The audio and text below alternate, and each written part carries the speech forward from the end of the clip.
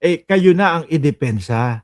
Dahil ako naniniwala po ako sa sinasabi ho nila nung kampo ni Sara Duterte na tamang venue, pinakamagandang venue para po sa akin, yung mga platform na kagaya nito, mga online. Kasi po, pag doon sila nagpaliwanag, napanood ng mamamayang Pilipino at napaniwala nila ang mamamayang Pilipino, diyan sila babakapan ng Pilipino. Di ba? Pero sasabihin nila, ha? Sasabihin nila, oh, ready na po kami. Saan? Ready na po kami ipaliwanag lahat. Saan? Sa tamang venue, which is yung Senado. Pero pag nakita nyo po kung ano yung ginagawa nila, mga behind the scene, susumbong sa korte, lalapit sa korte. Ano ba naman yun? Kala ko ready kayo, pero bakit gusto nyo mapahinto? Kaya po, yung mga DDS, natatawag po laging mga uto-uto. Sinasampal na sila ng mga katotohanan, paniwalang paniwala pa din ho, mga kababayan. Di ba? O eto, meron pa. Total naman napag-usapan natin. NBI ho, mga bossing. Pakinggan nyo po dito si Attorney Melvin Matibag. Remember there's Pogo, no? Ang laki ng Pogo. Oh. And sino ba yung identified natin talaga na national na operator ng Pogo? Chinese, di ba? Ang masaklap pa niyan, mga kababayan, marami sa kanila ay nakakuha ng mga birth certificate, no? Nakakuha ng mga birth certificate para masabi na sila ay Pilipino. Pagkatapos ng birth certificate, ano yung ibang makukuha? Pasaporte. Titulo ng bahay, makakabili na sila ng bahay.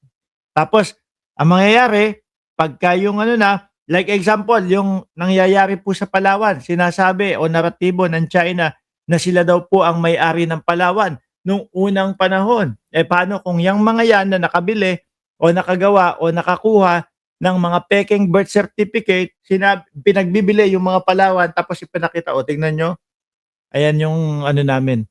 Yan yung mga titulo ng lupa namin. Kaya amin talaga itong Palawan. Tanyo? Tuloy. Yung mga related na mga cases pa dyan, yung human trafficking, Chinese din yung nakikita natin. Then drugs, pasok din from Chinese, no? So, yun yung ating mga binabantayan talaga dyan. And I think it's about time that now I understand and I have to say it na tama yung naging direksyon ni Pangulong Bongbong Marcos when he stopped Pogo. Completely. Correct. Kasi mga kababayan, ito kung yung nakita natin, yung Pogo, yung nilulusob po ng PAOK, yung Pogo, mga kababayan, anong mga nakita? Mga torture hub. Meron mga nagreklamo, yung mga kaanak nila sinasabi maganda ang trabaho sa Pilipinas. Pagka nakita, yung mga alam nyo na yun, ginagamit para mga pang-scam. Kaya tama po na talagang winipe out ni Pangulong Bongbong Marcos yung mga Pogo. Bali-balita. Hindi ako sigurado dito, ha. Kumbaga, bali-balita lang ito. Maaring mali maaring tama. Yung iba may nagsasabi, meron daw Pogo si Amy. Kaya galit na galit daw ho si Amy Marcos kay Pangulong Bongbong Marcos.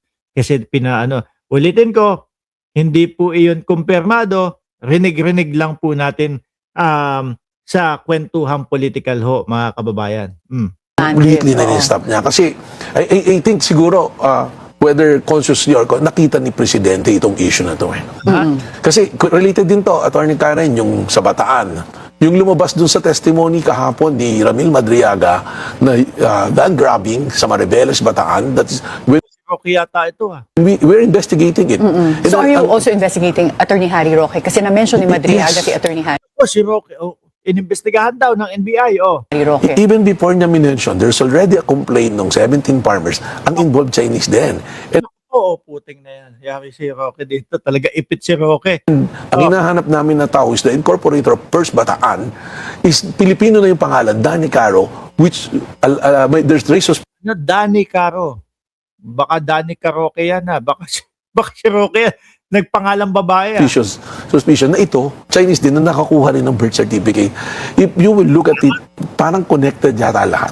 That's why I go back to saying na the decision of President Bongbong Marcos to stop Pogo is one of the best decision na ginawa niya, protecting the national interest of our country. So ngayon mga DDS, sabihin niyo sa akin ngayon, no, na tahimik at mapayapa at maganda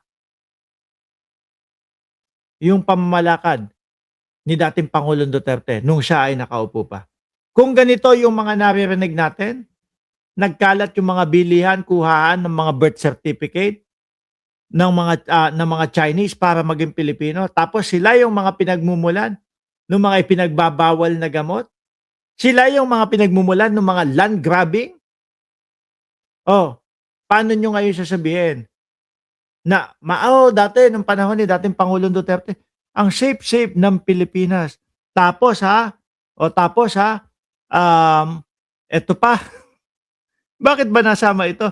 Tapos eto pa, yung mga pambato ni dating Pangulong Duterte dati. October 18, Uson to run under party list group linked to pork barrel scam. Sino yun? Former Assistant Presidential Communication Secretary Mocha Uson. Hindi nanalo to ilang beses. Ilang beses sumubok ito, mga kababayan. Wala. No? Pati yung kay Guanzon. Former Assistant President Communication Secretary Mocha Uson is the first nominee of the party list election of AA Kasosyo, a group linked to the 10 billion pork barrel scam allegedly mastermind by businesswoman Janet Lim Napoles. Aray ko. Siguro kaya hindi nanalo. Dahil na din po nakita ng mamamayang Pilipino. Tsaka wala ka naman. Putang ina, tatakbo to. Ano sabi? Cookie ni Mocha. Ano plataforma mo? Cookie ni Mocha.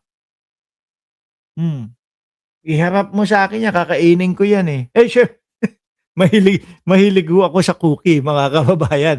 Now, yung cookie talaga, ha? Yung talagang yung biscuit talaga. Kayo kung ano-ano iniisip ninyo eh, no? Pero iharap sa akin yung kakainin ko eh. Siyempre, cookie ho yun, mga bossing. Di ba? Hindi din nanalo. Dahil alam ng taong bayan, wala tong gagawin. No? Wala tong gagawin. Sawa na ang mamamayang Pilipino. Tawa si I am Batman, no? Mamaya dyan, may sasabihin niya mga susumbong kita sa misis mo, Mark Ramos. Sabi, kakainin mo yung cookie. Cookie ni Mocha. Di ba? Yung cookies ho. Kayo, tigil na nga natin to. Kayo talaga. Baka mamaya kung ano pa iniisip ninyo sa akin. Tigil na natin to. Hanggang sa muli, maraming salamat and God bless po sa ating lahat mga kababayan.